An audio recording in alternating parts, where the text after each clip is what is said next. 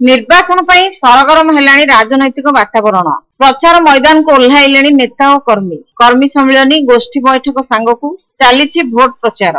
पुरी सहर प्रत्येक वार्ड रे कर्मी सम्मिलनी आयोजन करा जाउछि। एही क्रम रे 8 नंबर वार्ड रो बीजेडी कर्मी सम्मिलनी अनुष्ठित होई जाइछि। बीजेडी रो साधारण संपादक पूर्वतन काउंसिलर नारायण पट्टनायक सम्मिलनी रे सभापतित्व करथिले। अन्य मानक मध्यरे जिला बीजेडी सभापति दिवाकर पात्र, राज्यसभा सांसद सुभाषिष खुंटिया, पुरी सदर विधानसभा निर्वाचन मंडली रो बीजेडी प्रार्थी सुनील कुमार महांती, दलीय पर्यवेक्षक काशीनाथ राणा, जिला बीजेडी उपसभापति भक्तचरण दास, नगर सभापति सव्यसाची महापात्र, पूर्वतन नगरपाल शांतिलता प्रधान और गौरहरी प्रधान, नारी नेत्री Pushpanjali Rana, Puri urban cooperative bank रो निर्देशक सरोज कुमार नायक, युव नेता विजय कुमार माटी, जीवन बिंदुर सह संपादक भगवान पढ़ियारी, अड़ंगतियाड़ी जागा सभापति देवाशीष होता, पूर्वतन काउंसिलर नृसिंह चरण साहू, साइना खुंटिया, देवेंद्रनाथ साहू, विजय कृष्ण ब्रह्मा, विजु युव जनता दल नगर सभापति तापस पट्टनायक, वार्ड सभापति हरिहर मिश्र, पीतवास बारिक, अविनाश मिश्र,